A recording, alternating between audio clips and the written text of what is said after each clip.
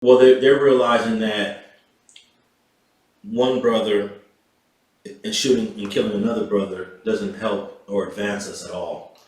Just because we have a rivalry or just because we have a beef doesn't mean it has to lead to killing. So, for example, this is crazy. I'm going to give you something that not too many people even heard, but I was present in a meeting with a lot of Vagos from the West Side, and also 2 inmates were present in the meeting through a cell phone on what's called FaceTime. Right. So they are listing the rules. There's new reglas now in town. All right. And one of them is we are not firing upon each other anymore. But if there's a beef, we can handle the beef. But you're going to have a conversation about it first. You guys want to fight? That's right. Fine. But there is no picking up a gun and shooting another dude from another barrio again. Now this is only for this part of town. Yes. Unfortunately, it's not citywide, it's not countywide. Right. But hopefully we can get there. But this is just one step. So to hear these guys from prison on FaceTime telling a group of 30 people, these are the rules now. And everyone is nodding in agreement, saying, okay, that's what it is. And then after the meeting's over, to see guys shaking hands that are from neighborhoods that hate each other, Right.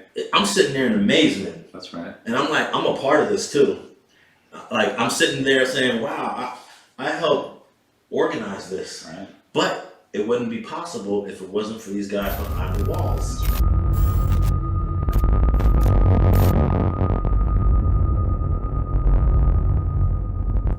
The power of a guy in prison that says it's over is amazing. But is that more for raza, or is that with the brothers too? Because I mean, I'm not too. From what I see and have experienced, raza has always been much more structured. That's true. Where the brothers pretty much ran their own program. That's true. So are you guys having any issues with the brothers like that? It is tough to get different black neighborhoods on board. I'm working on. I guess I'll tell a little bit about this. I'm working on something between the Black P Stones, which are Bloods, Black Gang, Right. the Rolling 20s, which are Bloods, a Black Gang, and the 18th Streets. Wow. They've been involved in a bloody war since 1993. I was the first one to actually do a video to talk about this truce, the ceasefire. We should call it a ceasefire.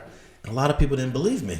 They was like, that's not even true. Right. Why are you spewing all this false I saw stuff? that And I'm shit. like, it's real. I was at the meetings. I was there. I saw this.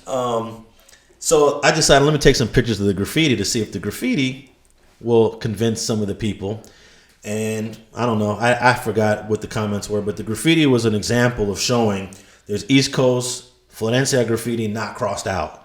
One didn't cross out the other didn't cross out the other, So it kind of shows that they're existing together. So without going into too much detail of how the peace process is going with these gentlemen, are they like, do they talk every week, every month? I mean, how are they handling this? This I'm saying just so we can kind of learn from it and see what we can take from it. Yeah, the way that it's going right now is that they have an ongoing dialogue where they decide to have meetings on certain dates. I just heard that there was a meeting, was it late last month or early this month? Just to talk, just to say, hey, this is what's going on. And also, even though it's a ceasefire, there have been a couple of problems. Oh yeah, they're going to be scrimmages. There was a couple of problems, but they have an understanding that if there's a problem, that doesn't mean all-out war. That's right. We're going to come back to the table, figure out who's responsible, who did what, and address it. So it's an ongoing dialogue, and I'm not sure what how often they meet, but I know it took. They had 3 meetings in September, October, November of 2019. It was like 3 meetings. The first meeting, the first face-to-face was mid-September, and you need to have an ongoing dialogue to keep the ceasefire going. Of course. With the Inglewood 13s. We've decided we're gonna have a meeting at the last week of every month. Okay. We met. Let me see how many times did we meet. I believe we met. We had 3 or 4 face-to-face meetings in a 2 to 3 month period. I think maybe January was the first face-to-face meeting. But now we don't have to meet every week. We don't got to see each other every week because people's got busy schedules. Of course. But we still got to continue the dialogue. So once a month is going to be how often that those guys meet. That's right. So where do you think this thing's going with the peace? You think it's going to just keep spreading, hopefully? I think that we've entered a new era in Los Angeles gang politics that we've never seen before. Yes, there have been ceasefires before. There have been truces. And all of those in the past have been important. They kind of laid the foundation, laid the work down. But now we have more ceasefires going on right now probably than ever before in LA history. You know, if we count up all these neighborhoods, it's probably like 20. Right. You know, and we have ceasefires that include neighborhoods that have really been going at it. You know, so I just think it's going to continue. Hopefully, the brothers in prison continue to support it, which they are. That group is growing. The guys in prison, that group is growing. So I think it's just going to continue. One of the things we're concerned about is the graffiti on the wall. Because anybody can write East Coast Crip, Florencia 13 killer. Right. Yeah. That don't mean the East Coast dude wrote that or vice versa. So what we do now, we have a system in place where we take a picture of it and then we send it around to everybody to find out, did one of your people write this? Yeah. Because a lot of times they're not going to put their name on it. But they know the homie's writing. They know the homie's writing. Yeah. So they can figure it out. Sometimes it was one of the little homies that just was in his feelings and wrote it, you know. Right. But other times they're like, hey, we don't know who wrote that. So we don't know. Maybe the police might try to instigate conflict because they've been known to do that in the past. Or even other rival sets who don't get along in our internet. Exactly. It could be a rival set to say, hey, let's write East Coast Killer. The Florencia East Coast thing, I was like, I got to do a video on this. Right. And I know I'm not going to get any Florencias on camera.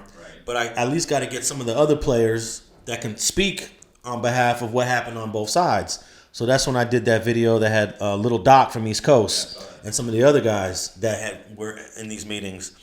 And I wanted to put that out there because once people see this and once people are convinced that it happened, then there's hope for my neighborhood, my area, and for other areas to kind of join in.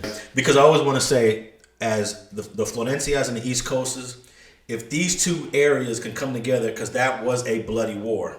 Many people were murdered in the last 20 years between these areas. Yes. And if they can come to a ceasefire, then any neighborhood can come together. I don't think there's...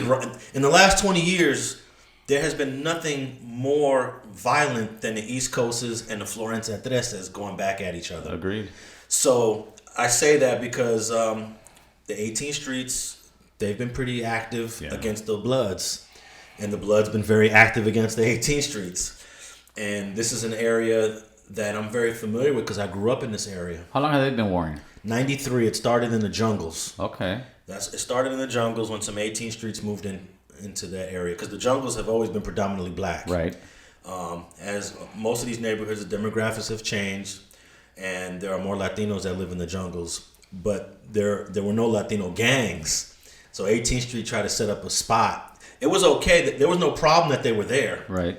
But then they tried to serve and sell dope. And that's where the problem came. Right. So the Bloods from the jungles was like, y'all can be here, but y'all are not selling dope here.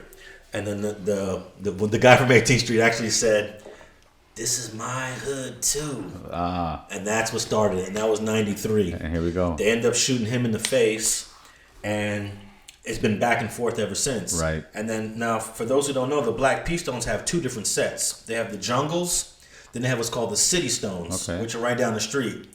The City Stones got dragged into their war like the following year because someone from 18th Street killed the City Stone. And then the Rolling 20s are right next to the City Stones, and then they got dragged into it like maybe 97. Okay. So it started in the jungles in 93. By the time you get to 96, 97, you have 3 full-fledged blood gangs warring with 18th Street. Nice. And they've been going back and forth ever since. So I would love to see a ceasefire between these 3 blood gangs and 18th Street, and it's been a challenge. How many different type of ceasefires are going on in LA that you know of? You know, I was going to write a list, when I get a chance, write a list of every barrio that has agreed, every gang that has agreed. I don't know. I don't have a number on that, but I can tell you All the East Coast sets have a ceasefire with Florencia after that set. there's at least That's huge. That's huge. yeah, that is huge. There's at least 7 East Coast sets. From the First Street to the 190s in Carson. Florencia actually has 3 separate areas. They're all on board. They have the area that's in Florence, the Right. original neighborhood. They got one in Hyde Park, and then they got one in Harvard Park. So all those Florences have a ceasefire with all the East Coast Crips. the East Coast Crips have another ceasefire. With the Kitchen Crips. They've been at a war since 1980 or 81. And they ended that in late 2019. And now we have Inglewood 13, Neighborhood Pyrus, Queen Street Bloods, and Inglewood. All 3 of those neighborhoods have a ceasefire. And then, now I can't say all, but most of the communities in Inglewood, Right. and Lenox, and the LAX area, all of the barrios have a ceasefire. I shouldn't say all, most of them. And we're still building on that and trying to expand it into Carson, maybe go down into Gardena, and go all the way down to HA. That's right. And get all those neighborhoods on board too. But again, it's without the guys from prison supporting this, it's not possible.